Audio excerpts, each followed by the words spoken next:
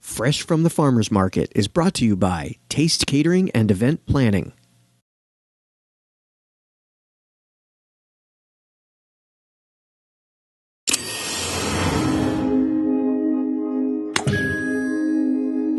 Radio V. Radio in TV. Radio in TV.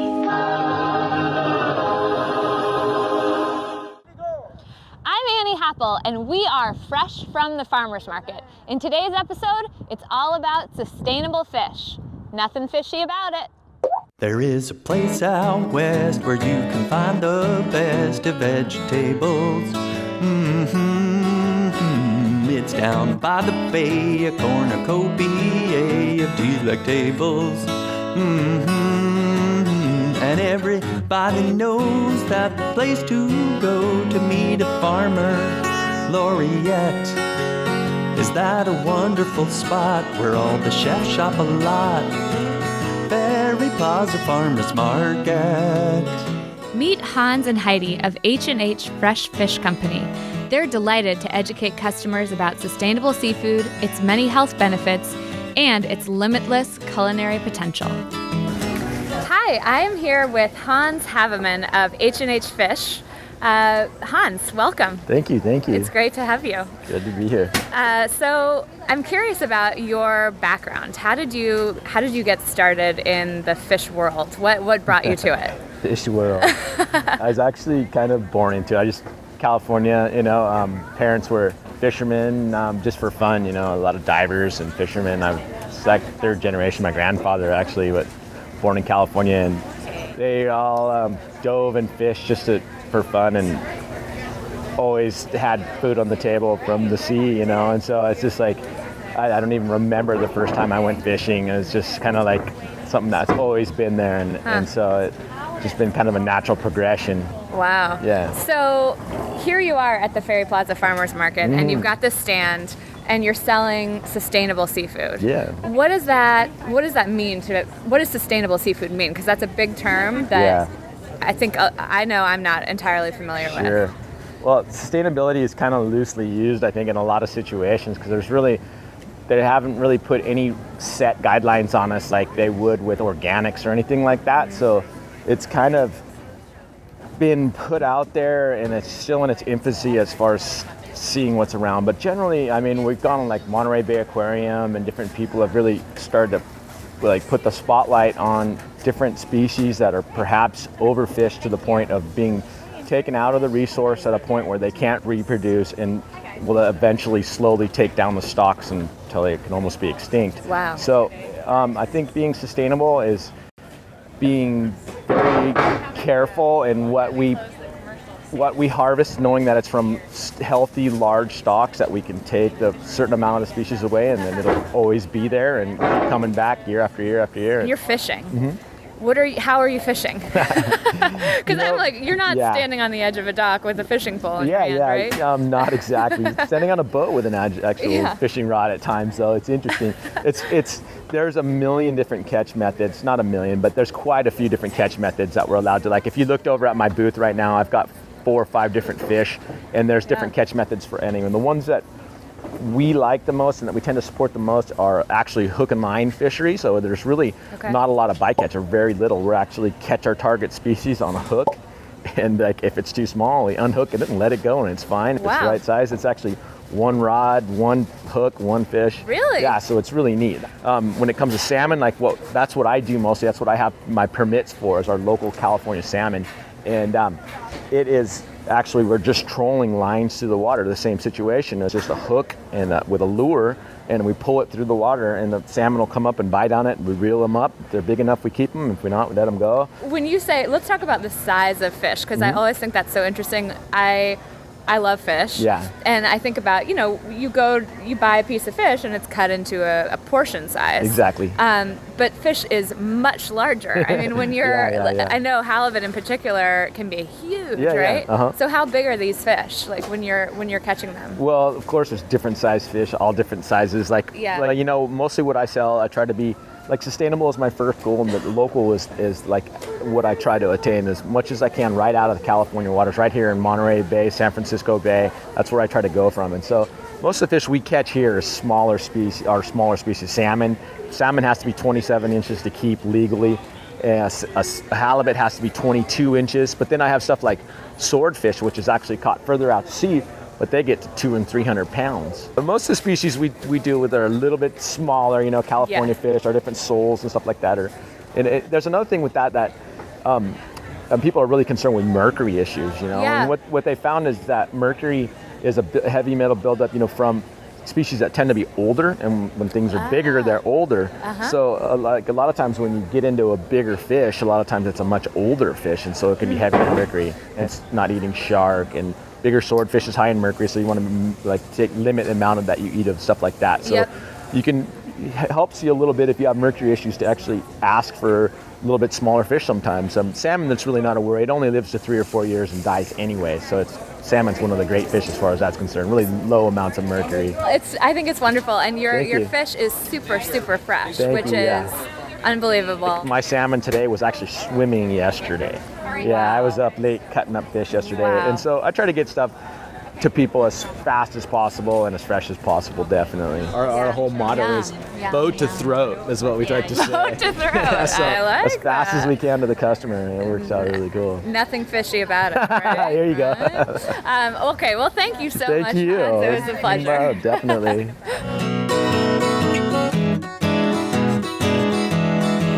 Hi, Dan. Yes, hi, Annie. Hi, lovely to see you here at the Ferry Plaza Farmers Market. So I see that you have a bag here and you've been shopping. And do you typically shop here on Saturdays? On Saturdays we do. Okay. Try to hit it every Saturday morning. Nice, a nice ritual. Yes, very nice. Excellent, excellent. So what is your favorite thing that you've bought today that's in your bag? Probably the strawberries. Ooh. And lots of nice fresh strawberries today. Yes. Let's see. Oh, beautiful. Just one basket today. These but the kids love them, so we have to have them. And what's your plan with these bad boys? Mainly for the kids. Put them on yogurt in the mornings. Put them in the lunch basket when they go to school. Excellent. Lunchbox. And put them on some ice cream later. A healthy, sweet treat for the kids. Exactly. I like that. Yes. All right. Well, Dan, enjoy your day. Thank you very much. And thank you so much for sharing your bag. Enjoy talking to you. Thanks. Bye. Bye. Larry Miyamura of Shogun Fish Company helps us untangle fishy facts to make ecologically sound choices when it comes to selecting our seafood. I'm here with Larry Miyamura, who is the owner of Shogun Fish Company. Thank you so much, Larry, for speaking with us. Sure. So you own Shogun Fish Company. How long have you been here at the Ferry Plaza Farmers Market? Since 1998, 14 years. 14 years, wow. And what is your history with fish, and how did you get into this industry in the first place? Because I know you weren't always a fisherman, right? Before, no. I started fishing commercially since 1974, Okay. and I went full-time in 1997, Okay. and this became a way to direct market my fish. So at one time we sold only salmon, and only salmon that I caught. Wow. So small scale. Yeah. And And went for the quality and not the quantity, so it had to be the best salmon, and we're famous for our salmon. you are famous for your salmon. And so in the 70s, though, you had a full-time job, Yes. right? And then you were going out. When were you fishing? When did you find the time? The weekends. On the weekends. And what does that mean? I mean, did you have a small boat that you were going out on? Yes. Okay. And where were you going? Usually I fish between Fort Bragg to the north and Santa Cruz to the south. Wow. Okay. So right around here in the general vicinity of the Yes. Bay Area. And so tell me a little bit about the wild salmon population, because I know lately it's been quite in flux. Mm-hmm. This year is supposed to be a good wild salmon year, Yes. which you must be happy about. Yes, definitely. So what piqued your interest though with salmon, and why salmon? It's the fish I like to catch the most and eat the most. But why do you like to catch it? I started fishing sport salmon first. And Okay. then I went to commercial in '74, and salmon's always been a mystique fish. I mean, to come back to the stream that it was born 3 years later, and Right. Just pretty amazing. Yes. Yeah, no, I think it's that's... the exact same stream. Yeah. How do they do that? No one knows. No one knows. It's the mystery of the salmon. So now you're selling salmon here at Shogun Fish Company, along with a variety of other fish. Yeah. We got closed for 3 years, not 2008, 9, and 10. Then we had to diversify because there's no salmon. And we still get salmon, but it had to be from Oregon, Washington, or Alaska. Wow. Okay. So then we started selling swordfish and shrimp and scallops and crab meat. And are all of these fish local? No. They're coming from different places. Yes. So you're sourcing them, but from viable, sustainable Yes. fish. Yes. Is that I don't sell anything that's not on the red list of Monterey Bay Aquarium. the seafood watch list? Yeah. So what does it mean to be a sustainable fish? You don't catch more than what can be replaced. Okay. And one thing is you have to set a harvest minimums plus size. And so now that the salmon have come back, right, and this is a good year for salmon, is that due to better fishing practices and being more aware? I'm not sure it's fishing because we're closed for 3 years and it still didn't come back. So the problem was probably other than fishing, like maybe too much water transports. Or we had Environment? ocean conditions were bad too, so we had a double whammy where which fish did make it back, it didn't survive. Wow. That's part of sustainability, is know your source Right. and how they fish and how sustainable they are. Okay. And there's a lot of greenwashing too, where wholesalers will say this fish is from someplace and it's not really true. And that's what some of the like Consumers Reports and some of the newspapers then check restaurants, and it's not the same fish Ah, interesting. or the same source. So you have relationships with everyone, all the fishermen who you're buying No, from. not all fishermen because they're all over the world, but But you have somebody who you you have to have. trust your wholesalers. Your wholesaler. Okay, so you have a good relationship with your wholesaler, and then they in turn know who they're buying It's from. not 100% way to do it, but you Yeah. don't have much choice unless you want to travel and Right, yeah, and go to Louisiana all the time to pick out your or wherever. or yeah. Asia. Okay. Well, Larry, thank you so much. It was a Sure. pleasure speaking with you. Thanks a lot. There's nothing fishy about Patty Unterman. She is a founder of the Ferry Plaza Farmers Market and co-owner of the Hay Street Grill in San Francisco. Let's learn why she's passionate about serving only the freshest, sustainable seafood to her customers. I'm here with Patty Unterman, who is the chef and co-owner of Hay Street Grill and also a founding member of the Ferry Plaza Farmers Market. So it's a pleasure to have you here today. Thank you for speaking with me. My pleasure. So let's talk first about the history of the Ferry Plaza Farmers Market, because I think that's a really interesting piece of, it wasn't always here, and it's like something that ended. Well, do you know what caused it? Our earthquake, our 1989 Loma Prieta earthquake. Right. And a group of us got together who felt, what we really need here is some kind of a farmer's market that would celebrate, this fantastic bounty that we have here and also connect the country with the city. So we wanted to create a sort of an urban link to our farms. So how do you feel like over the years this market has evolved and changed? I mean, is it a big difference from when it first started to up until now? Yes, of course it's a big difference. Yeah. I mean, we have ever so many more vendors and farmers. We've become a mecca in the world. Well, so the other piece of this is that you are the owner and chef at Hay Street Grill. Yes. Which has been around since 1979. Correct. So that's a significant amount of time, 33 years. Yeah, I'd say so. Wow. And the focus at Hay Street Grill is seafood. Yes. Right? Yes. So why seafood? And tell me a bit about the history of Hay. I'll tell you exactly why. Okay. We did not, in 1979, there was no place to eat before the symphony, the opera, the ballet. I mean, we have a fantastic, those institutions are world class in San Francisco. I hate to use that word world class, but I mean, they're really important cultural institutions in the world. And there was no place to eat before the performance. And your restaurant is right a couple blocks away from the Symphony Hall. My partners and I, and many of the people who were still working at the restaurant, believe it or not, were in Berkeley at the time. We were going over to the symphony. There was no place to eat. Yeah. So my thought was, we need a restaurant right there that will serve that arts-going community. And I thought about the things that I wanted when I ate out. I want something completely fresh, completely local, that I can, just eat and feel great. And feel good, Exactly. sitting and listening That's to it. music. And that was the source of the restaurant. That's Interesting. what I felt. So we're standing here in the Hayes Street Grill booth Yes. at the Ferry Plaza Farmers Market. Which we opened in the parking lot of the Wow, Embarcadero very cool. after the earthquake. Wow. So it's been here a long time. Yes. And it smells like butter and fish and all really yummy Bacon, things. eggs. Bacon, eggs, exactly. It's yummy. Oysters, soft-shell crabs. Yum. So why seafood? And the focus being, sustainable seafood. As a matter of fact, we've had a bunch of really great seafood restaurants in San Francisco. Caddis Grill is one that concentrated on fish. And these guys do a great job.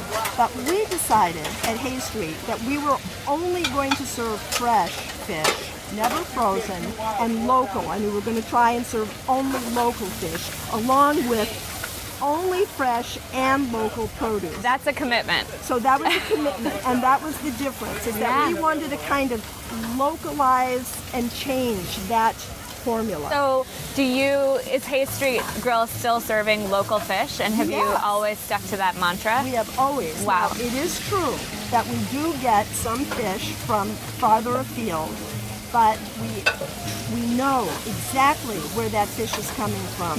We know who catches it, we know how it's caught, we know that the species, in fact, is sustainable. Okay. So what's your favorite fish? My favorite fish? Yeah. Sand dabs. Really? Yes. And how do you cook them?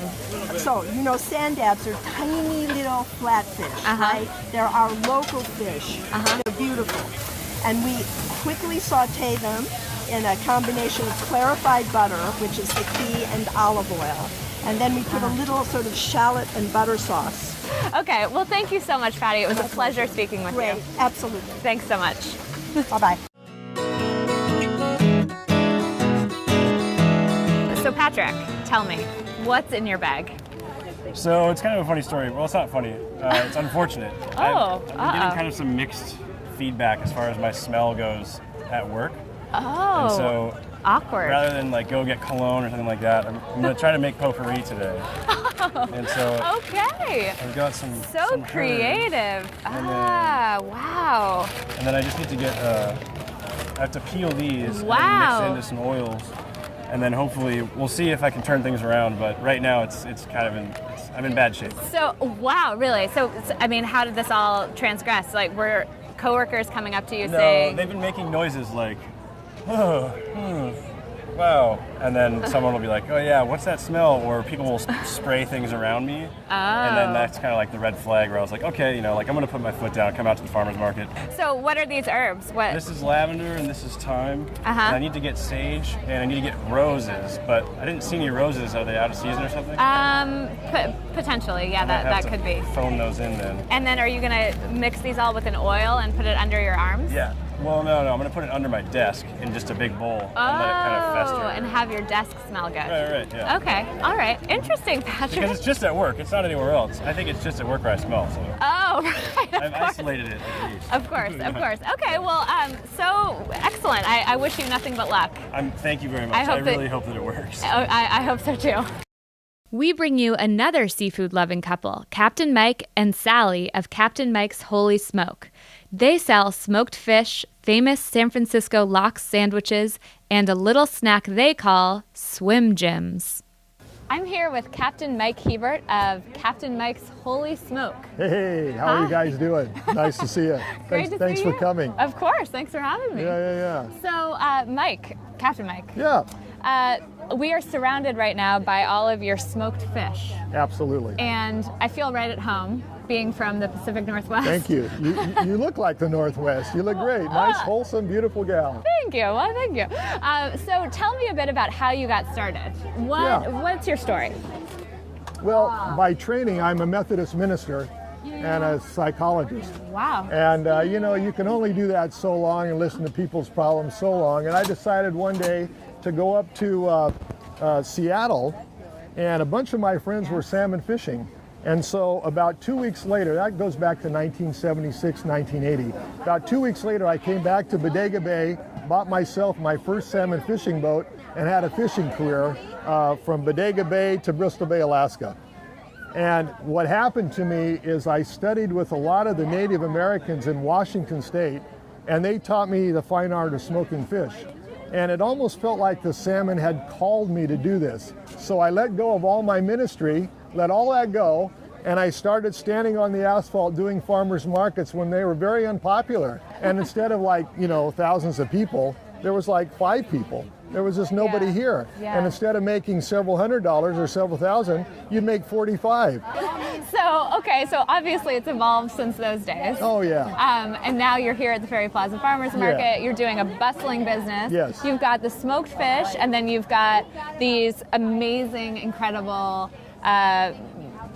what do you call them? Well, we call them the California version of a lox sandwich. So you started off selling fish. Yeah. Not making a lot of money, I gather. No. And then how did you get into the smoked fish Well, business? When the salmon calls you, it just kind of lifts you up. And my mom is full-blooded Native American. My dad is a Mennonite from Russia. And so, these little nuanced things of natural alderwood smoked wood and the salmon and the abundance of salmon and all that just kind of permeated my heart. And so I actually felt called like a person would feel called to the ministry. I felt very called by the salmon. I just wanted to point out these brilliant things. Thank you. Which are smoked salmon sticks, but what do you call them? Well, we call them swim gyms. I love that. The way this came about is 27 years ago, I was so bummed out and frustrated with the pepperoni stick. I mean, they were greasy. Yeah. They had visceral organs in there, and they were made with pig intestine and stuff like that. Ooh. And so I thought, wouldn't it be nice to have a wholesome stick made out of 100% wild-caught salmon in a vitamin E casing? So 27 years ago, I developed this recipe. So the smoking, how did you learn about how to smoke salmon? Because it seems like not many people know these traditional Native American ways. Smoked salmon was really an ancient art that the natives did because there was no refrigeration. And so they would smoke and also salt the salmon, and therefore providing it for a very long period of time. So that interests me. And then the whole idea of salmon and what that means spiritually. I mean, if you have salmon, you have abundance, you have health, you have life. And so if you're in an Indian tribe, especially along the coast and stuff like that, that's all they ate was salmon. So where do you get your fish? Well, I'm a former skipper, and I own 4 boats. So I've been fishing since 1976 to 1993. And I fished all the waters, and so some of them comes off of my boats. And then my cousins and my whole family have fishing boats, so we don't have to buy any of our product. It's all family operated. And so we get the best fish.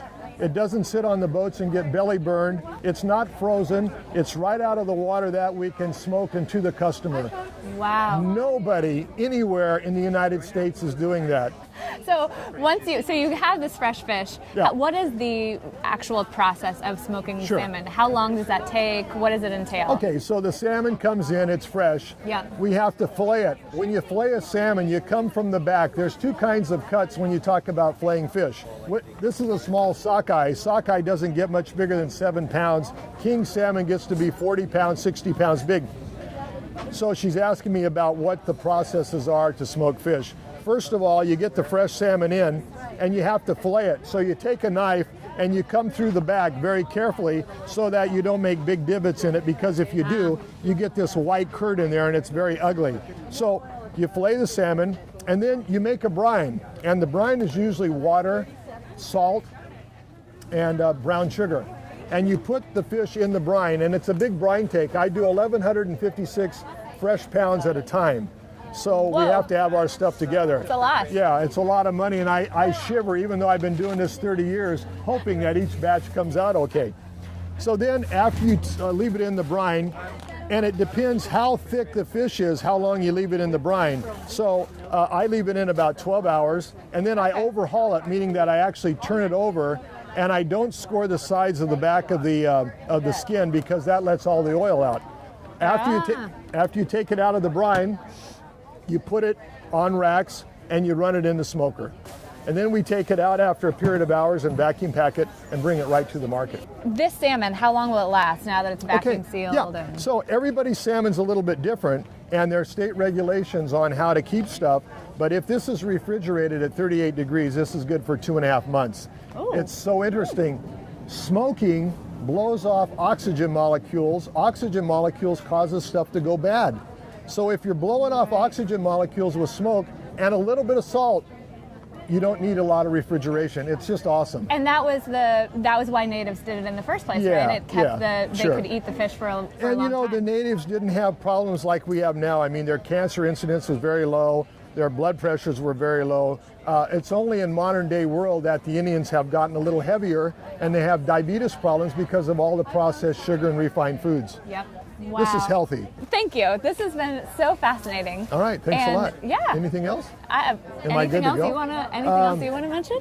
You know, right now, as far as fishing goes, the water temperature in the ocean is really important. So right now, the water temperature in Bodega Bay is 50 to 52 degrees. It's a little bit too cold, so most of the salmon right now are down south in Half Moon Bay, where the water temperature is up just a little bit. So the big fish, you know, these salmon that we're catching have been in the streams and tributaries for the last 3 or 4 years, and so they've gotten into the ocean, and now they're starting to heat. This is going to be a great year because there's a lot of bait, there's a lot of phytoplankton in the water. And what happens is that there's a northwesterly wind that blows the ocean and causes the wave to come in on an angle instead of straight on. What that causes is what they call the upwelling of all the nutrients and minerals in the bottom of the ocean to come up. When that comes up, all the bait is there, and when all the bait's there, all the salmon get fat, and there's going to be an abundant year. Another beautiful day here at the Ferry Plaza Farmers Market. Today's episode was all about sustainable fish. I ate some delish smoked fish, and who needs a Slim Jim when you can have a Swim Jim? I'm Annie Haffel, and we are fresh from the farmers market. There is a place out west where you can find the best of vegetables. It's down by the bay, a cornucopia of delectables. And everybody knows that place to go to meet a farmer, Laureate. Is that a wonderful spot where all the chefs shop a lot? Ferry Plaza Farmers Market. Well, if you need your fix, a bag of salad mix or something yummy, and you feel mellow, kale and radicchio right in your tummy, go on and make some tracks to the healthy snacks. Fresh from the Farmers Market is brought to you by Taste Catering and Event Planning.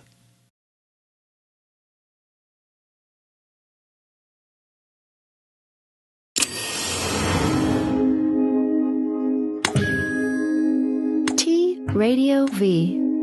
Radio in TV. Radio in TV.